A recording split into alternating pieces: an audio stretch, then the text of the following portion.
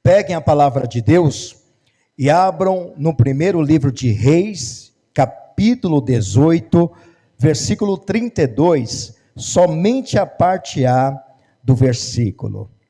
Está escrito assim: e com aquelas pedras edificou o altar em nome do Senhor. Quem edificou?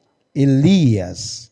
E com aquelas pedras edificou o altar em nome do Senhor. Quem é o Deus do altar? Baal ou o Senhor? Quem é o Deus do altar? Baal ou o Senhor? O Elias está edificando um altar para o Senhor do altar. Você crê que Elias fez isto? E que por ele ter levantado o altar, restaurado, reparado o altar, o fogo de Deus desceu sobre o holocausto?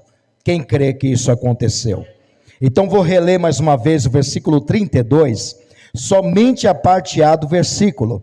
E eu quero que você repita comigo bem alto e bem forte. Vamos lá. E com aquelas pedras... Mais alto, dá para melhorar. E com aquelas pedras edificou o altar em nome do Senhor. Agora bem mais alto para acordar todos os moradores do Campo Belo. Vamos lá. E com aquelas pedras edificou o altar em nome do Senhor. Quantos creem que isto aconteceu? Você crê? Então desocupe as tuas mãos e dê para esta palavra a mais sincera, a mais poderosa, a mais verdadeira salva de palmas. E enquanto você aplaude, abra sua boca, olha para os céus e glorifique ao Deus do altar, ao Senhor do altar, o Deus que responde com fogo. Diga isso para Ele, abra sua boca e glorifica o Deus de Israel. Senhor meu Deus e meu Pai, a sua igreja te glorifica, a sua igreja te aplaude. Abre os céus para receberem esses aplausos, e a cada pessoa que te glorifica nesta manhã, derrama a sua glória, o seu poder, o seu Espírito Santo, e venha com Paráclitos, e tome a boca do mensageiro, tome os lábios do pregador, e envie a sua palavra com poder e autoridade, com poder e revelação, e que a sua palavra vá e produza o resultado para qual está sendo enviada, em nome de Jesus, amém, e graças a Deus, ao Deus do altar. Se assente. Elias, ele se apresenta diante do rei Acabe, do povo de Israel, dos 450 profetas de Baal e dos 400 profetas de Aserá, e manda eles levantarem um altar a Baal e invocar ao seu Deus em cima do monte Carmelo. Porém, Baal é um Deus morto, como diz as Escrituras, o livro de Salmos 115, versículo 4 e 8, que diz o seguinte: o Deus deles, ou o ídolo deles, tem boca, mas não fala, tem olhos, mas não veem, tem ouvidos, mas não ouvem, tem nariz, mas não cheira, tem mãos, mas não apalpam, tem pés, mas não andam, e torne-se semelhante a eles, tanto os que fabricam, quanto os que adoram, que invocam. Então esse é o Deus Baal, é o Deus que é um objeto inanimado, que você vê, parece ter vida, mas não tem vida, é um objeto vazio, está lá pendurado na casa, no altar dentro de uma casa, está pendurado no madeiro, né? Está pendurado debaixo de um telhado, como muitos fazem, está pendurado dentro do carro. Tem muitos deuses aí, Baal, altares que são levantados para deuses estranhos, porque o Baal, ele é um deus, mas um deus estranho, um deus morto, que tem até a imagem dele, mas ele não tem vida. E os profetas de Baal estavam ali, em cima do Monte Carmelo, para invocar o seu Deus, para pedir para que o seu Deus Baal descesse fogo. Esse foi o desafio que Elias propôs, fez com os profetas de Baal. O nosso Deus não é um Deus morto, o nosso Deus não precisa ser estampado na parede, ser estampado na camiseta, ser colocado, pendurado dentro do carro. Nosso Senhor não precisa. Nós não temos um Deus que temos que ficar carregando, que a pessoa carrega o seu Deus para onde vai, né? Como também em tempos de festas, saem pelas ruas, colocando o seu Deus em cima das costas, fazendo procissão, e vai seguindo, né? Aquela turma toda, com Deus em cima das costas. Se você tiver um Deus que você precisa carregar, isso não é Deus. Se você depende de Deus, é Deus que tem que te carregar. É Ele que tem que te auxiliar, te ajudar. Agora, a pessoa que tem que ajudar o Deus dela, então esse Deus é um Deus morto. O livro de Salmos deixa bem claro, né, que eles adoram um Deus morto. E Baal é esse tipo de imagem. O povo de Israel deixou o verdadeiro Deus e passou a adorar o Deus Baal, porque Acabe, junto com a sua esposa Jezabel, introduziram esses profetas dentro de Israel, trouxeram todos eles de Sidom, porque ela era de Sidom, filha do rei de Sidom e Tibaal, e quando ela casou com Acabe, que era o rei de Israel, um judeu, um hebreu, ele permitiu que a sua esposa levantasse altares a Baal em toda a terra de Samaria. Em toda a terra de Samaria tinha altares a Baal. Imagine uma pessoa levantar altares a deuses estranhos, deuses mortos, numa terra que é voltada para o verdadeiro Deus, que Israel só tem um Deus, é o Senhor dos exércitos, Yahvé. Só que Acabe e Jezabel está trazendo esses deuses estranhos para dentro de Israel. O Deus Baal, que é o Deus da tempestade, da chuva, da fertilidade, e a deusa Será, que é a deusa do amor, da proteção, também chamada da fertilidade. Trouxeram todos esses deuses para dentro de Israel e conseguiu corromper o povo de Deus, colocar confusão. Então agora Baal, ele está ali sendo desafiado pelo profeta Elias. O profeta Elias representa o verdadeiro Deus de Israel. E aí propôs um desafio de levantar um altar em cima do cume do monte. Entenda uma coisa, não é apenas levantar um altar, não é apenas construir um altar, mas é para quem levantar esse altar. Você já deve ter ido em casas que muitas pessoas têm diversos altares, né? A pessoa é católica, tem um monte de imagens nesse altar. A pessoa é espírita, tem um monte de guias nesse altar.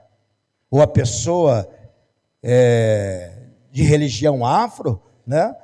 Umbandista, candomblé, ubanda, quimbanda, também tem um monte de imagens nesse altar. São imagens vazias, objetos inanimados.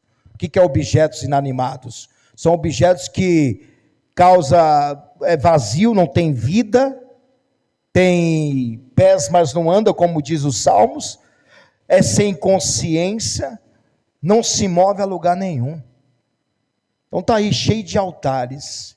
Esses altares não vão resolver a vida da pessoa. O povo de Deus estava precisando de chuva. O Baal não mandou chuva, porque era um Deus morto, é um Deus morto. E tantos que adoram também se tornam mortos, como diz os Salmos, tantos que fabricam quanto os que adoram tornam-se semelhantes a eles. Eles como? Têm imagem que parece ter vida, mas não tem vida.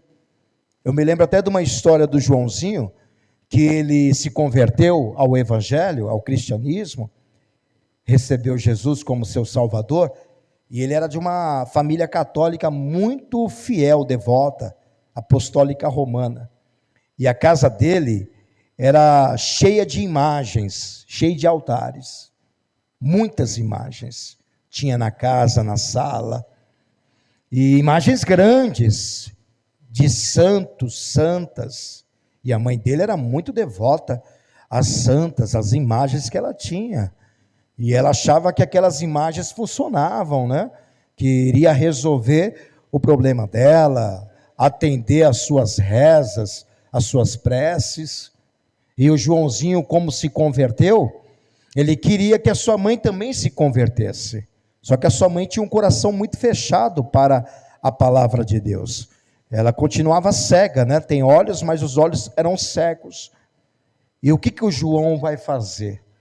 A mãe dele saiu para ir no mercado, e o João, já indignado com aquelas imagens dentro da sua casa, que agora ele é um jovem convertido, ele não aceita mais aquilo dentro da sua casa, ele vai fazer o seguinte: ele pega todas as imagens que estão espalhadas no altar da sua sala, da sua mãe, e ele quebra uma, deixa toda espedaçada de gesso, quebra outra, faz uma destruição daquelas imagens, destrói uma, outra, e vai acabando com as imagens, coloca aquele monte de gesso espalhado dentro de casa. E aí ele só deixa uma imagem de pé, ele só deixa uma santa de pé, as outras estão todas quebradas, a casa ficou cheia de gesso. A mãe dele chega, e ao abrir a porta da sala, ela olha para a sala, o que ela vê?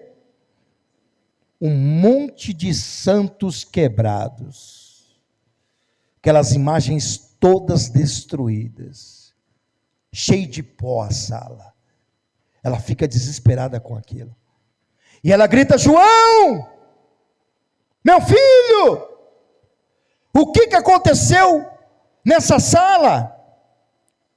E ela só vê uma santa em pé, inteira. E o João vai até a sua mãe, e ele diz para a mãe: mãe, sabe o que aconteceu? Aquela que estava na ponta saiu, bateu naquela, e aquela bateu na outra, e virou uma briga aqui dentro, mãe. Olha, foi uma destruição, não sei qual foi o motivo, mas aquela que está em pé, ela viu tudo. Pergunta para ela que ela te conta. Ela vai te contar tudinho. Pode perguntar para ela.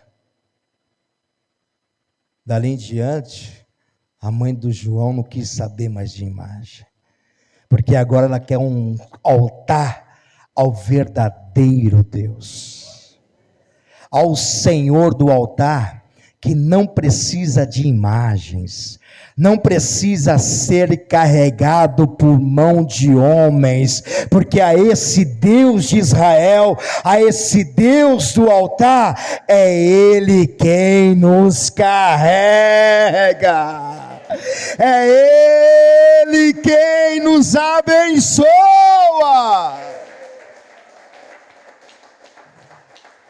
Quem tem o verdadeiro Deus não precisa de outro. Quem tem o santo Jesus não precisa de outro santo, de outra santa, porque Jesus é o suficiente. É isso que você precisa saber. O Elias está fazendo um desafio com todos os profetas ou falsos profetas que estão em Israel, que estão levando o povo de Deus a Israel ao declínio espiritual, à idolatria, a levantar altares espalhados em Samaria a um Deus morto. Não é apenas levantar um altar, é para quem levantar esse altar. Para quem levantar esse altar? Fizeram um altar em cima do Monte Carmelo, E os profetas de Baal, que eram 450, mais 400 profetas de Aserá, quase 1000 profetas, ou falsos profetas. E fora o povo, fora Acabe, em cima do Monte Carmelo, o desafio foi feito. Os profetas aceitaram esse desafio. Acabe também aceitou. Subiram todos no cume do Monte Carmelo.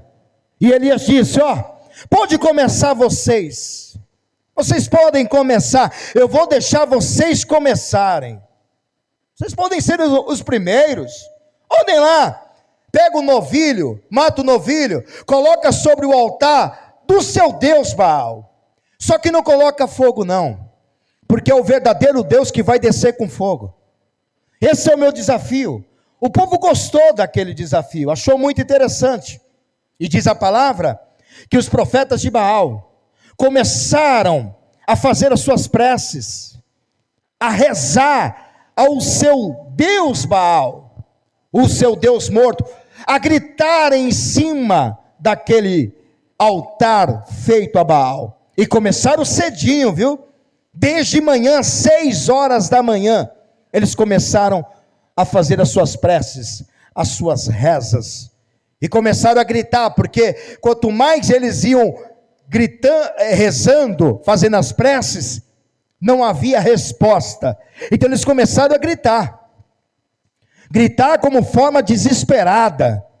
E Elias começou a zombar deles: olha, melhor você gritar mais alto, pode ser que Baal não está ouvindo, ou pode ser que Baal foi ao banheiro, ele vai voltar, ou quem sabe ele fez uma viagem e deixou vocês aí, melhor vocês gritarem mais alto. E começaram a gritar mais alto, se cortar com lancetas, com facas, com setas, e começaram a se cortar, arrancando pele, sangue, derramando no altar de Baal.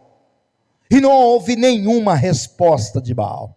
Desde as 6 horas da manhã até a oferta de manjares, eles foram gritando, chamando ao seu Deus Baal. Desde manhã 6 horas até a oferta de manjares, que é o sacrifício da tarde, ou seja, das 6 da manhã até as 15 horas. Se passaram 10 horas, e os profetas de Baal estão ali gritando, chamando a atenção de Baal, e não houve sequer um foguinho, não houve nenhuma resposta. Por que não houve? Porque o altar de Baal é um altar de um Deus morto. Deus morto não responde. Há muitas pessoas que ficam procurando Deus onde Deus não está.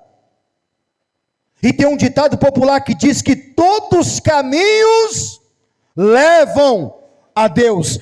Isto é um grande engano. Isto é uma grande mentira. Nem todos os caminhos levam a Deus. Só um caminho que leva a Deus. E o próprio Jesus disse isto, em João capítulo 14, versículo 6, eu sou o caminho, eu sou a verdade e a vida, e ninguém vai ao Pai, senão por mim. A única pessoa que tem o poder de levar alguém a conhecer a Deus, se chegar diante de Deus, é por meio do Senhor Jesus Cristo. Não é Baal, não é Aserá, não é Santa, não é santos, não é espíritos, é o Senhor Jesus. E quanto povo a humanidade não reconhecer que Jesus é o único que leva a Deus, vai ficar gritando para Baal a vida toda e não vai ter resposta. Foi o que aconteceu com os profetas de Baal. Gritaram, chamaram a atenção, se cortaram 10 horas e não houve resposta. Por quê, pastor? Porque não é só construir um altar. Eles construíram um altar, mas é para quem levantar esse altar. Para quem? vai levantar esse altar. Porque eles levantaram para um Deus morto. Enquanto Elias levantou o altar para quem? Para um Deus vivo.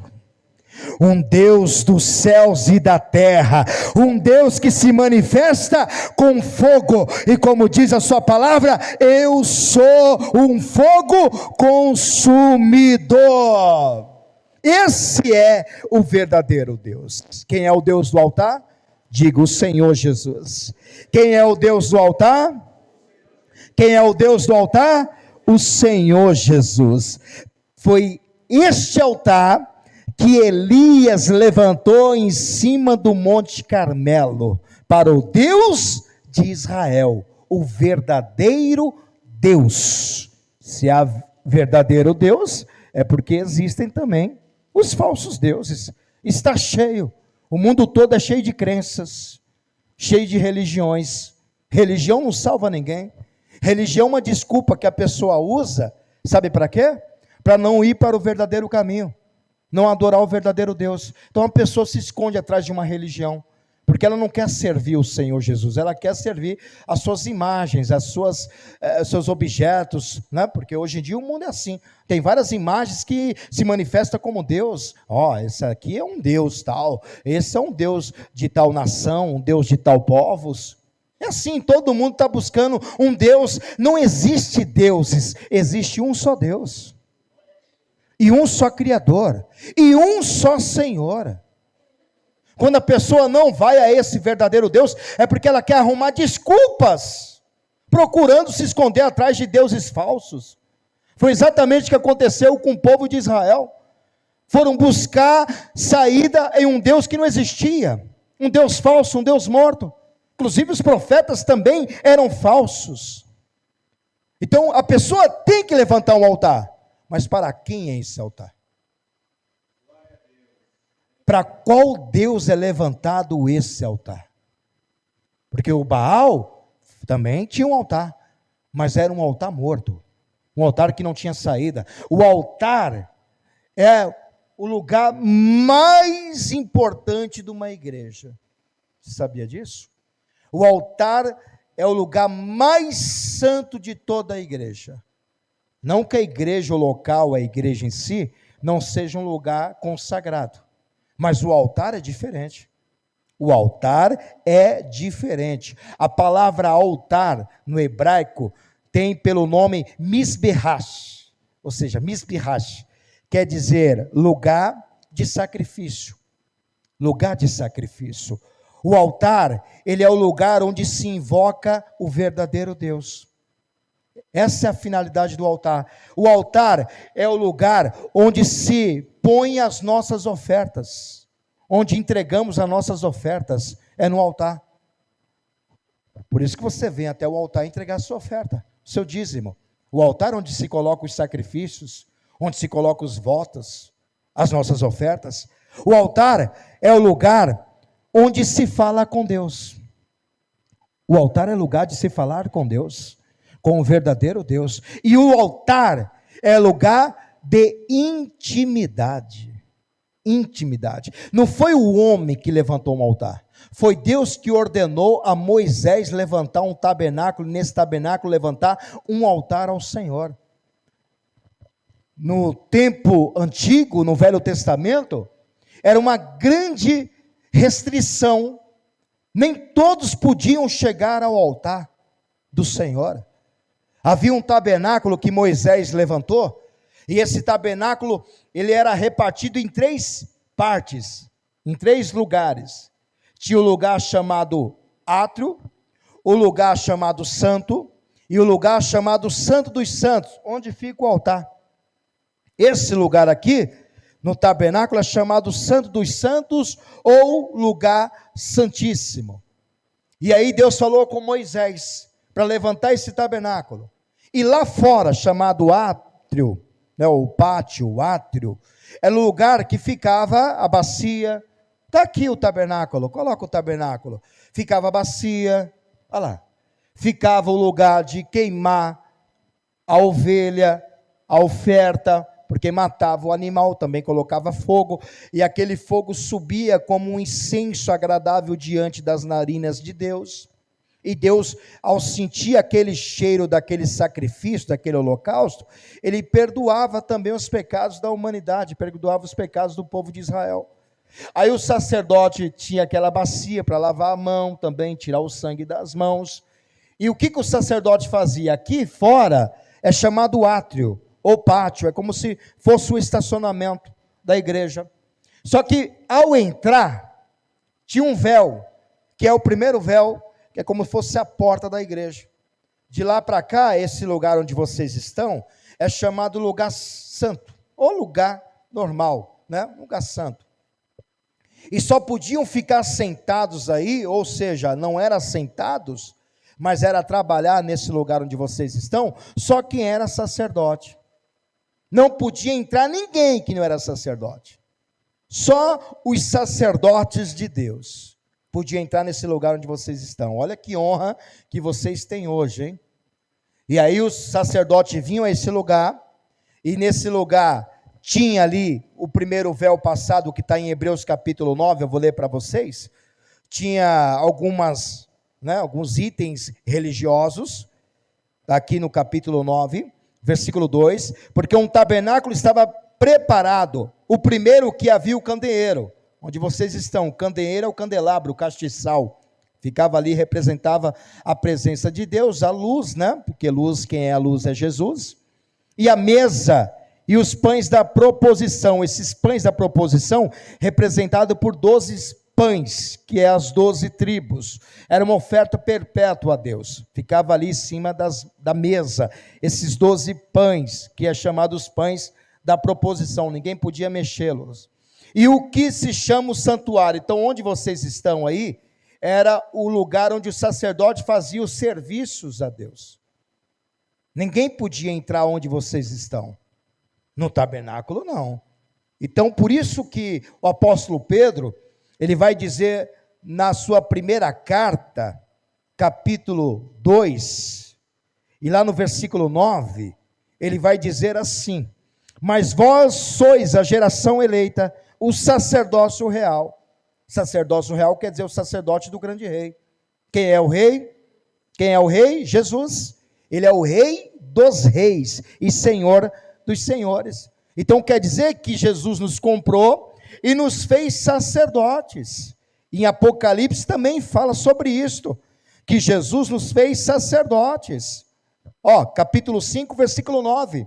De Apocalipse, e cantava um novo cântico, dizendo: digno és de tomar o livro, e de abrir os seus selos, porque foste morto, Jesus foi morto, e com teu sangue compraste para Deus homens de toda tribo, língua, povo e nação. Versículo 10, e para o nosso Deus os fizeste reis e sacerdotes, e eles reinarão sobre a terra. Por que vocês hoje estão em um lugar que só sacerdotes podiam entrar? Porque hoje vocês são sacerdotes do grande rei, comprado, lavado, remido pelo sangue de Jesus. Por isso que hoje vocês ocupam um lugar que não podiam entrar no Antigo Testamento. Não podiam entrar, se não fosse sacerdote de Deus. Então esse lugar aí, chamado lugar santo, é o lugar onde os sacerdotes entravam. Havia passado o átrio, o pátio, através de uma cortina, um véu, eles passaram e entraram aí, só que também tinha um segundo véu, que o segundo véu escondia o lugar que não é santo, mas santo dos santos, ou santíssimo lugar. Então quer dizer que é o lugar mais sagrado do tabernáculo. Qual o lugar mais sagrado da igreja? Aponta para cá, diga o altar. Qual o lugar mais sagrado da igreja? Se você souber isso, você vai ter temor de subir aqui. Vai ter reverência ao subir aqui, porque esse lugar é o lugar mais sagrado de toda a igreja. Por isso que é chamado no Hebreus, capítulo 9, versículo 4, olha só o que diz: Versículo 3. Mas depois do segundo véu, então havia um véu aqui, ó, que dividia o lugar santo do santíssimo lugar, ou santo dos santos, que é onde estava o altar, que tinha lá, mas depois do segundo véu estava o tabernáculo que se chama o Santo dos Santos, que tinha um incensário de ouro, a arca do concerto, que representa a presença de Deus, coberta de ouro, toda em redor, e que estava um vaso de ouro dentro dessa arca, que continha o maná e a vara de Arão, que havia florescido, e que tinha florescido, e as tábuas do concerto, que eram os 10 mandamentos. Então tinha dentro da arca, que era coberta de ouro, e dentro dessa arca tinha um vaso, que tinha um maná de ouro, dentro da arca tinha a vara de Arão, que havia florescido longe da árvore, hein? Uma vara longe da árvore não floresce. O que acontece com uma vara longe da árvore? Ela seca, ela morre. Mas a vara de Arão, longe da árvore, floresceu. Olha que impressionante, é um milagre. Então tinha lá dentro dessa arca também essa vara, e tinha dentro da arca também os 10 mandamentos, as 2 pedras. Porque tudo isso era o próprio Deus que havia escrito nas pedras. Foi o próprio Deus que mandou o maná, porque maná não se encontra semente de maná em lugar nenhum.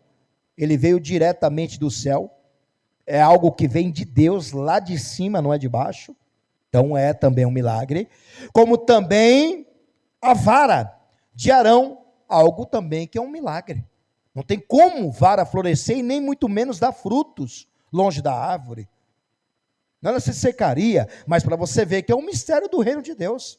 É um mistério de Deus. Estava tudo dentro dessa arca chamada presença de Deus, conhecida como a presença de Deus, a arca do concerto, a arca da aliança, que representa a presença de Deus. E essa arca ficava onde? Em cima do altar. Essa arca ficava depois do segundo véu, que é chamado lugar Santo dos Santos, ou Santíssimo Lugar. E qualquer um podia subir lá, né, pastor? Não. Nenhum sacerdote podia entrar nesse lugar, a não ser o sumo sacerdote. Sumo sacerdote. Os sacerdotes comuns, eles ficavam aí no lugar santo, onde vocês estão.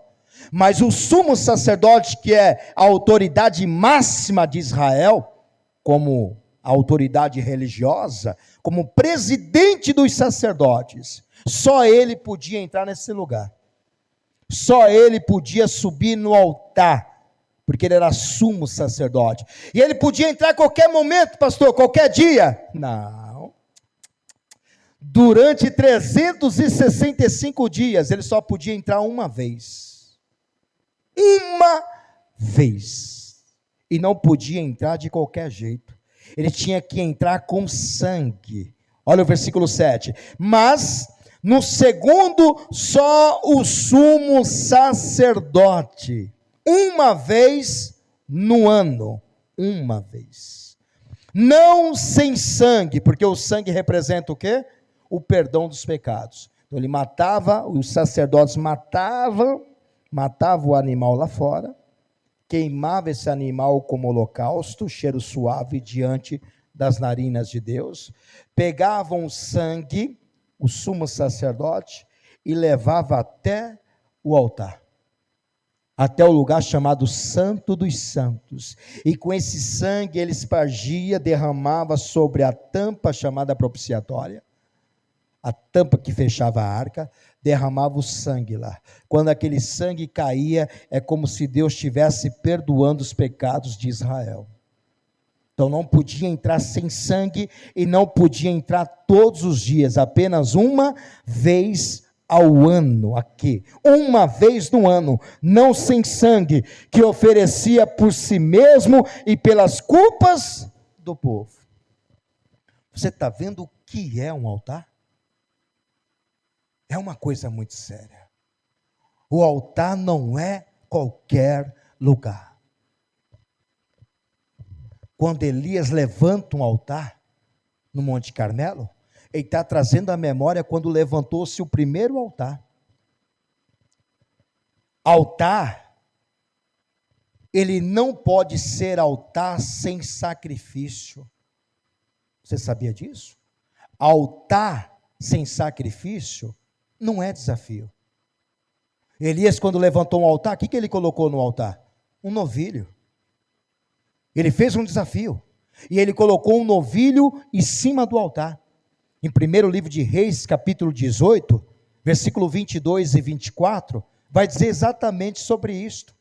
Então disse Elias ao povo: só eu fiquei por profeta do Senhor, e os profetas de Baal são 450 homens. Olha o tanto de profetas contra Elias.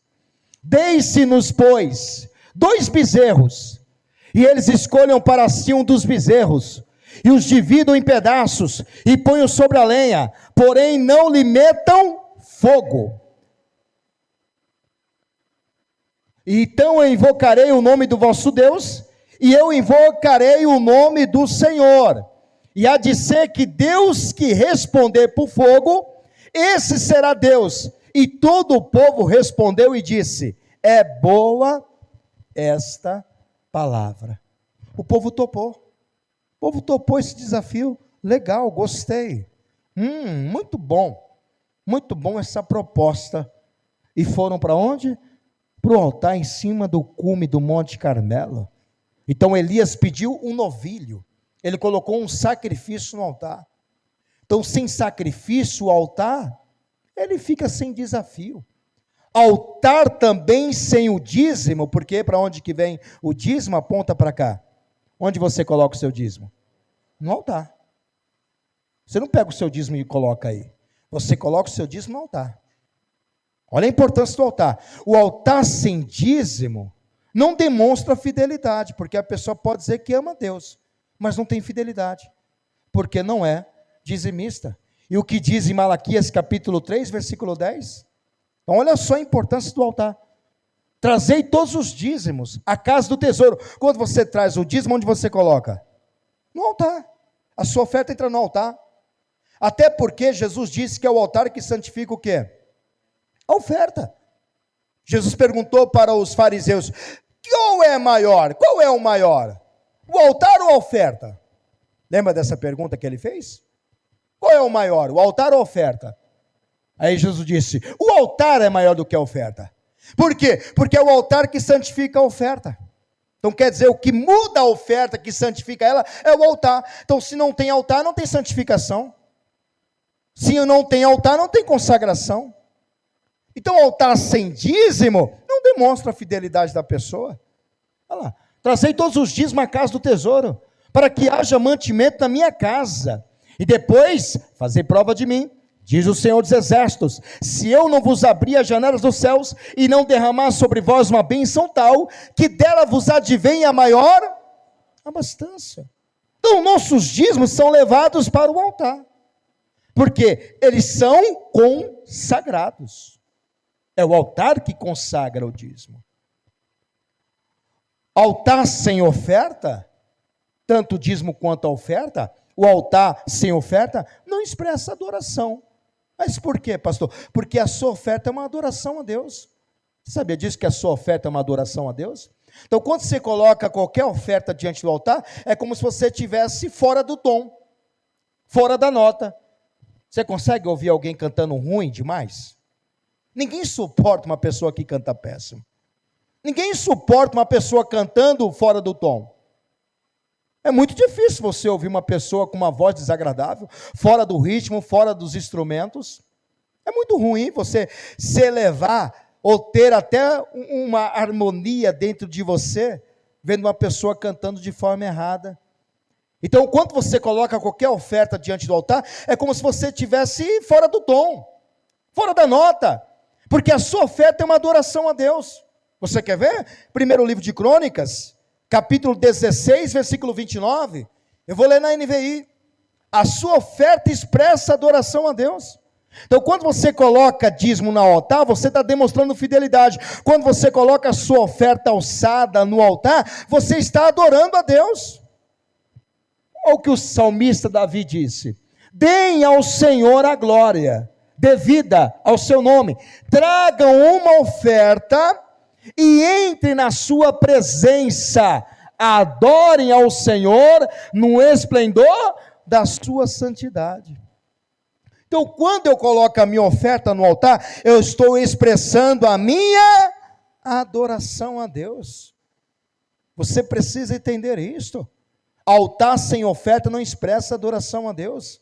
Altar sem o propósito não prova a fé. Mas por quê, pastor? Quando eu coloco uma oferta com propósito, o que eu estou provando ali? Que eu vou receber. Eu creio que Deus vai me honrar. Então, oferta com propósito mostra, prova a sua fé. Quem fez isso? Vamos lá, Hebreus capítulo 11, versículo 4. Então, a prova da nossa fé está na oferta, está no propósito com Deus.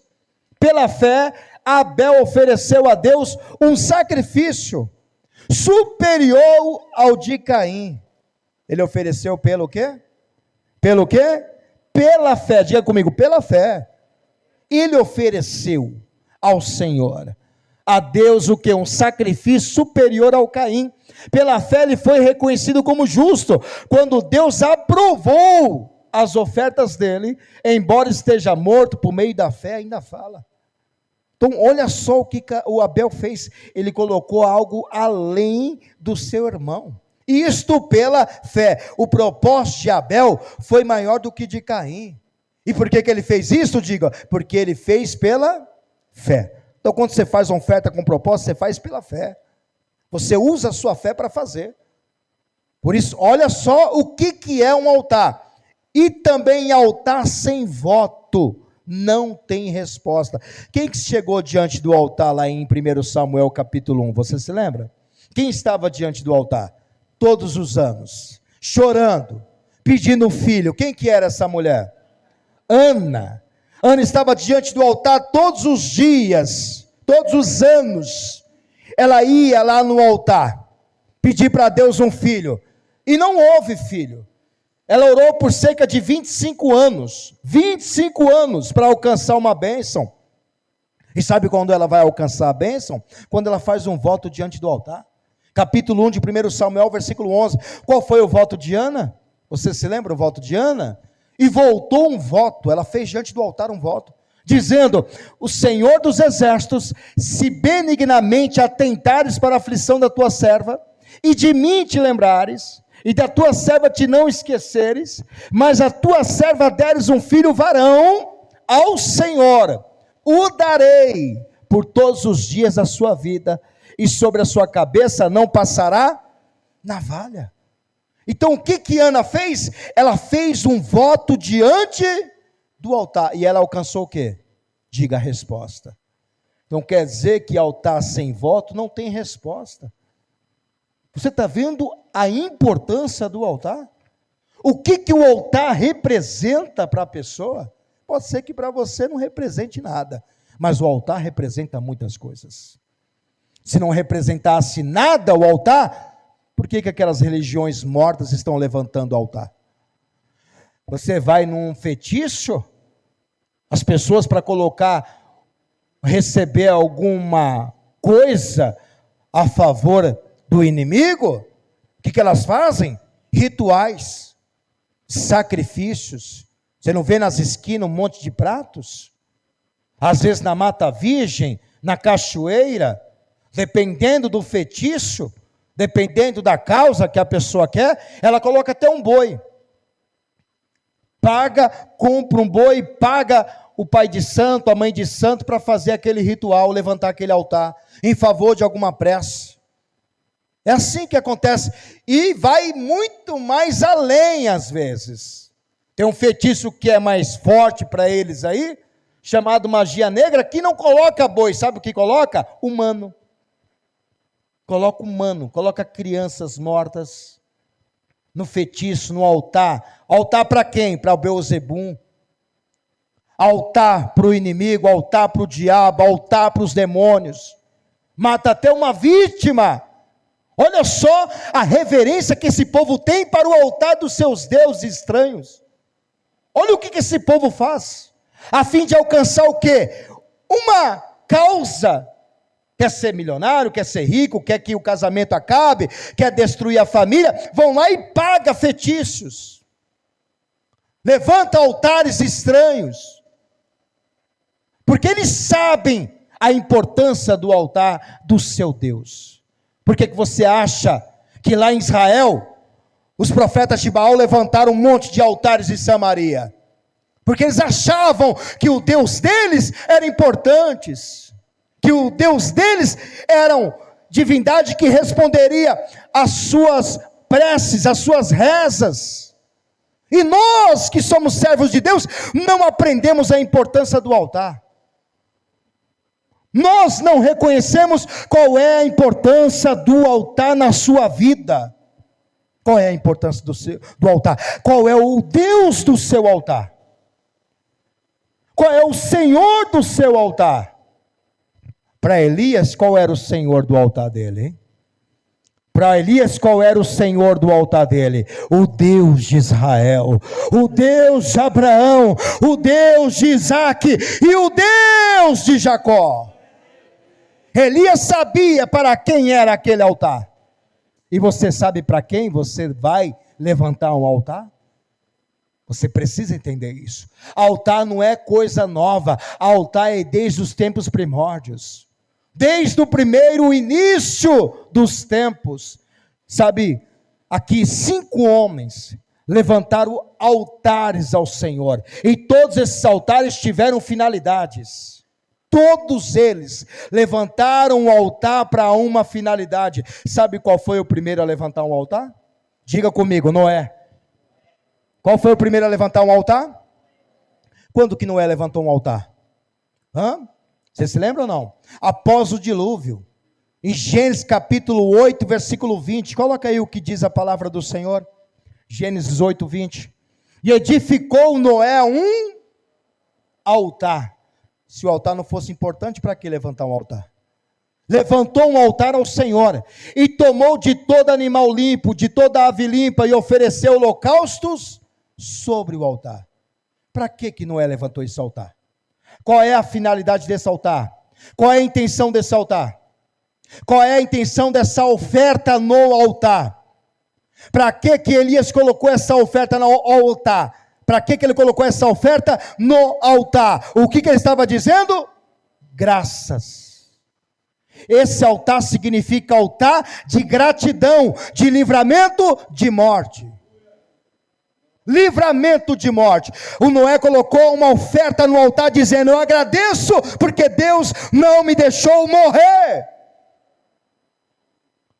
Imagine 40 dias, 40 noites, chovendo sem cessar. Chuva de cima, vinha água de cima. E de baixo, todos os mares se romperam. Todos os mares se romperam. A água tomou conta de tudo que cobriu montes, cobriu árvores, matou até aves. Como é que mata a ave se a ave está no alto? E sabe quantos dias essa arca ficou nas águas? 150 dias. Como é que essa barca não afundou? Como que uma coisa dessa não afunda? Dá 3 horinhas de chuva aqui em São Paulo para você ver o que acontece, o que tem de casa, de carro debaixo d'água. É ou não é? Não aguenta. E Noé ficou com a arca ali, ó. Quantos dias? 150 dias. Está lá em Gênesis capítulo 17, capítulo 7, versículo 7 ao 24. Coloquei Gênesis 7, versículo 17 ao 24. Olha o que diz a palavra do Senhor. E esteve o dilúvio 40 dias sobre a terra, e cresceram as águas, e levantaram a arca, e ela se elevou sobre a terra. A água foi indo e a arca levantando, ó. E prevaleceram as águas, e cresceram grandemente sobre a terra, e a arca andava sobre as águas. E as águas prevaleceram excessivamente sobre a terra, e todos os altos montes que havia debaixo de todo o céu foram cobertos. 15 côvados acima prevaleceram as águas, e os montes foram o quê? Cobertos. E expirou. O que é expirar? morrer. E morreu toda a carne que se movia sobre a terra, tanto de ave, até ave morreram, a ave está no alto e morreram. As aves morreram, como gado, feras, de todo réptil que se roja sobre a terra, e de todo homem não restou nada. Tudo que tinha fôlego de espírito de vida e seus narizes, tudo que havia no seco, morreu. Verso 23. Assim foi desfeita toda a substância que havia sobre a face da terra, desde o homem até o animal, até o réptil, até a ave dos céus, e foram extintos da terra, e ficou somente quem? Noé, e os que com ele estavam na arca. Noé, 3 filhos, 3 noras e a mulher, 8 pessoas. Verso 24. E prevaleceram as águas sobre a terra, quantos dias? Noé ficou 6 meses na arca. E água, 6 meses com água. Por que não afundou? Porque a mão de Deus estava assim na arca. Pode vir água de cima, pode vir água de baixo, mas Deus estava segurando a arca. Deus estava segurando a arca. É como se Deus dissesse assim: esse aqui é meu, essa família é minha, esse aqui eu protejo, esta família eu salvo, esta família eu guardo, esta família eu dou livramento de morte.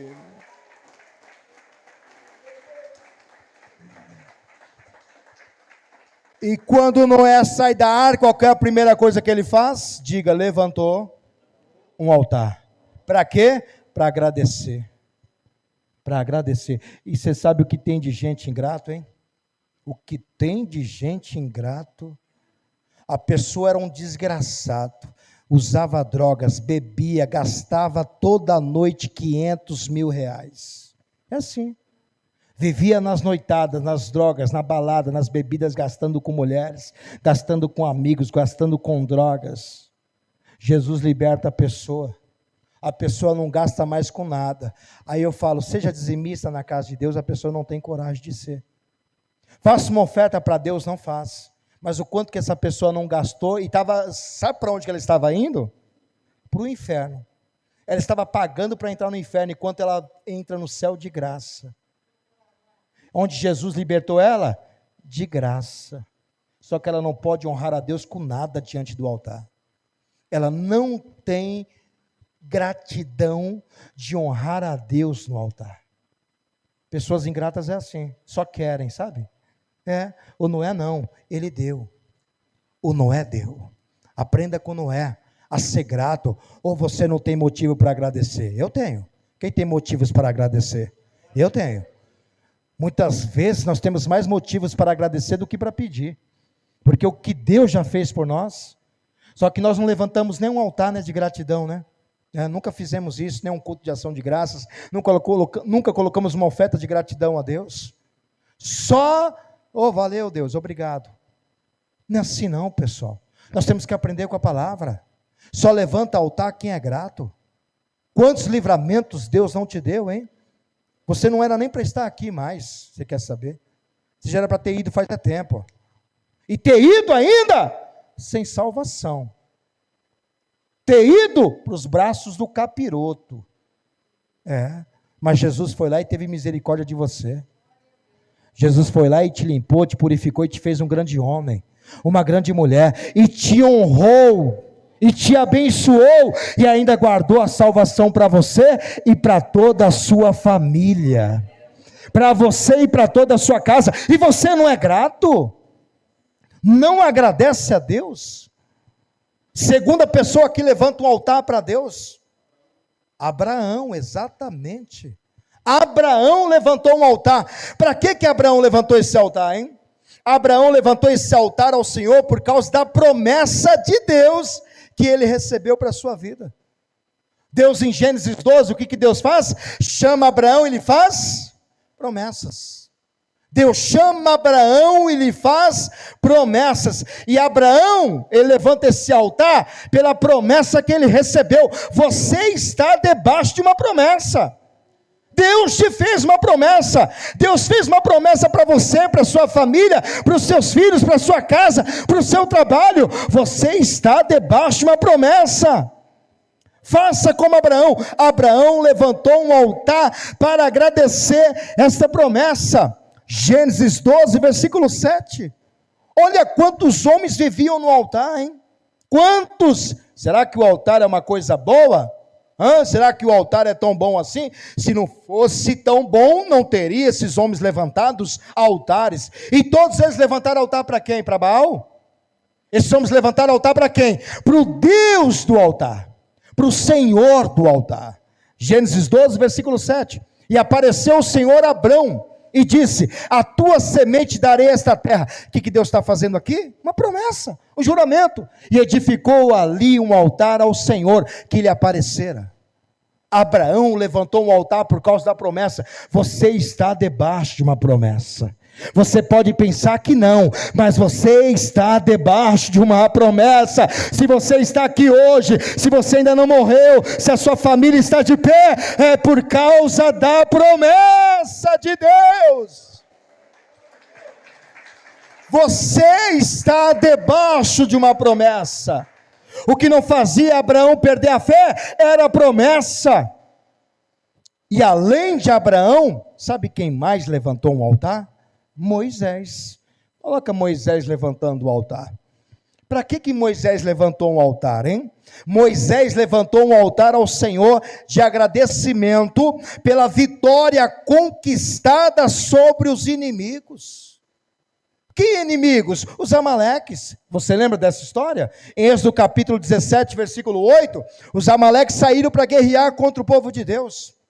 E lá no cume do monte, estava Moisés, com as mãos levantadas, Arão segurando numa mão e o Ur segurando em outra. Então vem Amaleque e pelejou contra Israel em Refidim. E pelo que disse Moisés a Josué: escolhe-nos homens e sai a peleja contra Amaleque. Amanhã eu estarei no cume do outeiro e a vara de Deus estará na minha mão. E fez Josué como Moisés lhe dissera, pelejando contra Amaleque. Mas Moisés, Arão e Ur subiram no cume do monte. Versículo seguinte: e aconteceu que quando Moisés levantava a sua mão, Israel prevalecia, mas quando ele abaixava a sua mão, Amaleque prevalecia. Porém as mãos de Moisés eram pesadas, por isso tomaram uma pedra e a puseram debaixo dele para sentar-se sobre ela, e Arão e Ur sustentaram as suas mãos, um de um lado e o outro do outro, assim ficaram as suas mãos firmes até que o sol se pôs. Verso seguinte: e assim Josué desfez a Amaleque e ao seu povo a fio da espada. Moisés venceu junto com Josué. Versículo 14: então disse o Senhor a Moisés: escreve isto para a memória num livro e relata aos ouvidos de Josué que eu totalmente hei de riscar a memória de Amaleque debaixo dos céus. Sabe o que Moisés vai fazer? E Moisés edificou um altar e chamou o seu nome: o Senhor é minha bandeira. Yahvé Nissi, no hebraico é Yahvé Nissi, o Senhor é a minha bandeira. Por que Moisés levantou essa bandeira? Por que Moisés levantou esse altar? O que ele está dizendo com isto? Está agradecendo a vitória, a conquista sobre os inimigos. E quantas conquistas você já não teve? Conquista na faculdade, conseguiu se formar, conseguiu arrumar um emprego, conseguiu trabalhar, conseguiu comprar casa, conseguiu comprar o carro, conseguiu abrir o negócio, conseguiu tirar o filho das drogas, conseguiu restaurar o casamento, conseguiu realizar os sonhos. Quantas conquistas você já teve na sua vida e ainda você não levantou um altar ao Senhor? Por que Moisés hasteou uma bandeira? Por que coloca-se uma bandeira?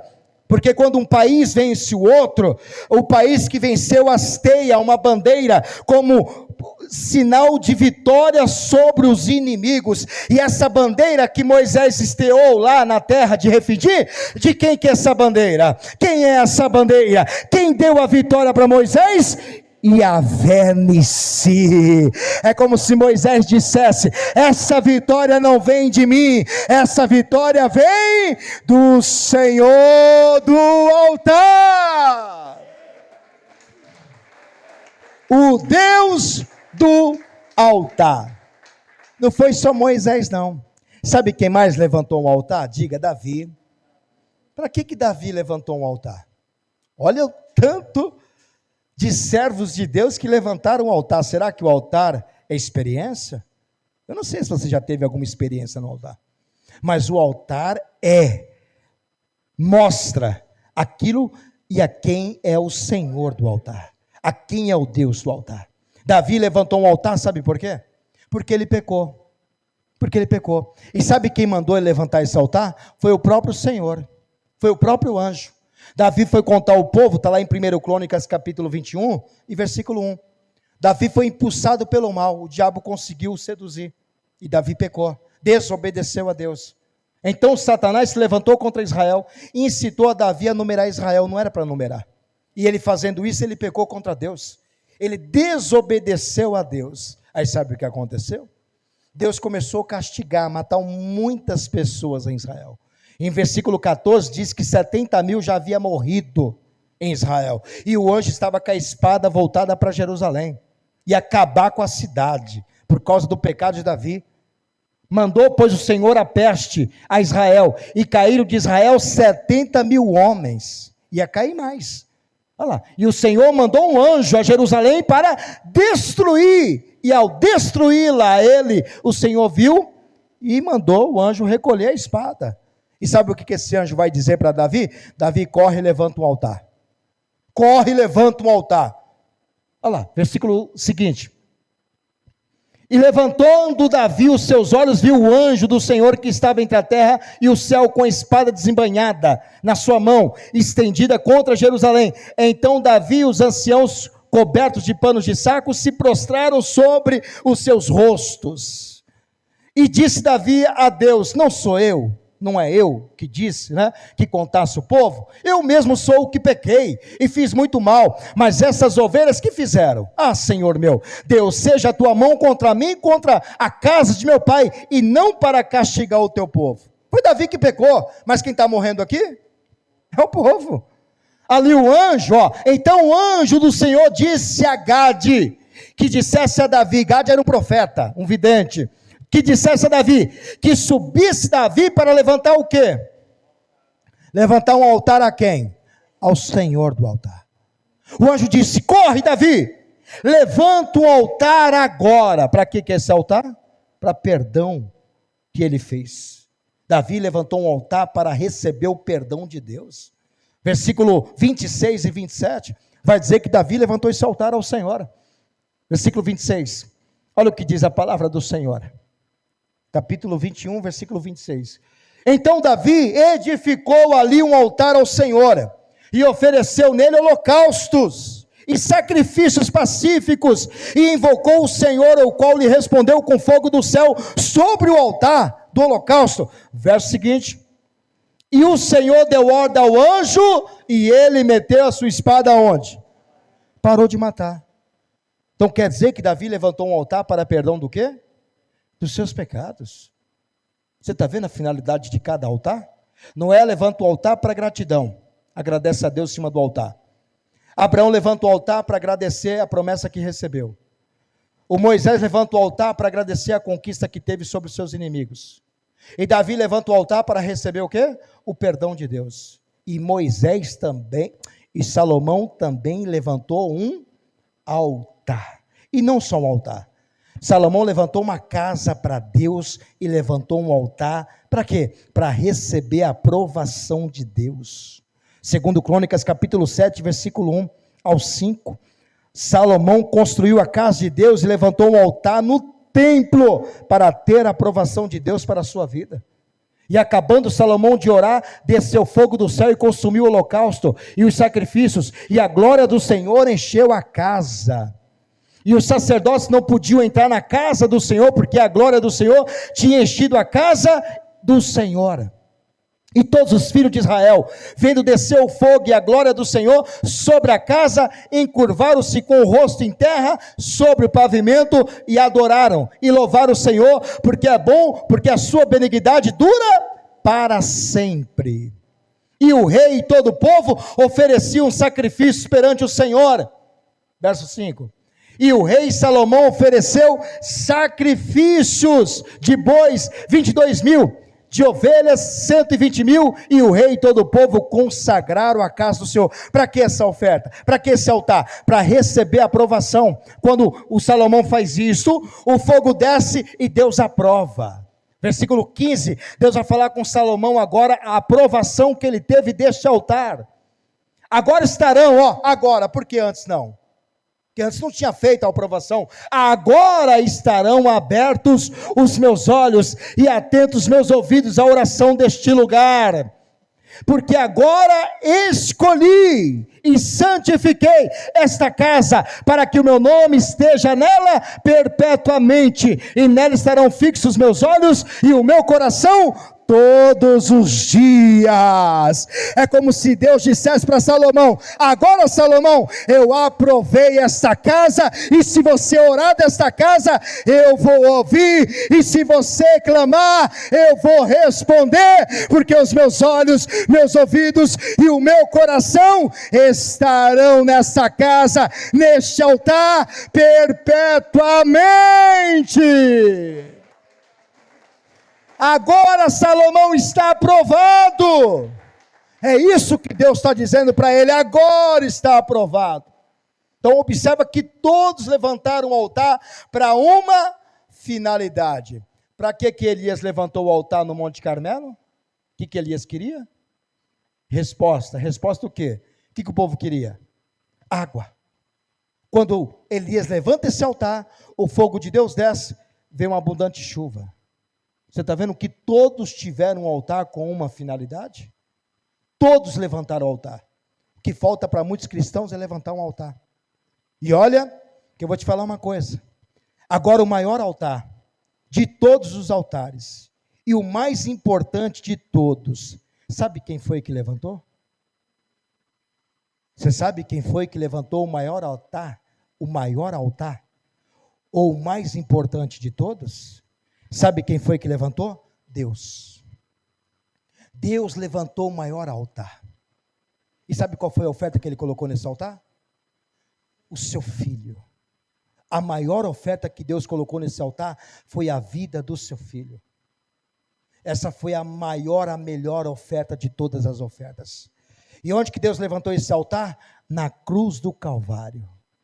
Esse altar era a cruz de Jesus, e foi o próprio Deus, o próprio Pai que levantou esse altar, e foi o próprio Pai que colocou nesse altar a melhor oferta, Jesus, o Cordeiro de Deus, que tira o pecado do mundo, Jesus, o Cordeiro perfeito, sem manchas, sem pecados, que se entregou por nós. Deus disse, e Deus amou o mundo de tal maneira, que deu seu único filho, para que todo aquele que nele crê, não pereça, mas tenha vida eterna. Esse foi que levantou o maior altar de todos os altares, e colocou sobre o altar a melhor oferta de todas as ofertas, o seu filho, Jesus Cristo, o nosso Senhor e Salvador. Efésios capítulo 5, versículo 1 e 2. Sede, pois, imitadores de quem? Tem que ser imitador de Deus, como filhos amados, e andai com amor, como também Cristo vos amou e se entregou a si mesmo por nós, em oferta e sacrifício a Deus, em cheiro suave. Quem recebe essa oferta desse altar, se coloque de pé e podem aplaudir ao Senhor.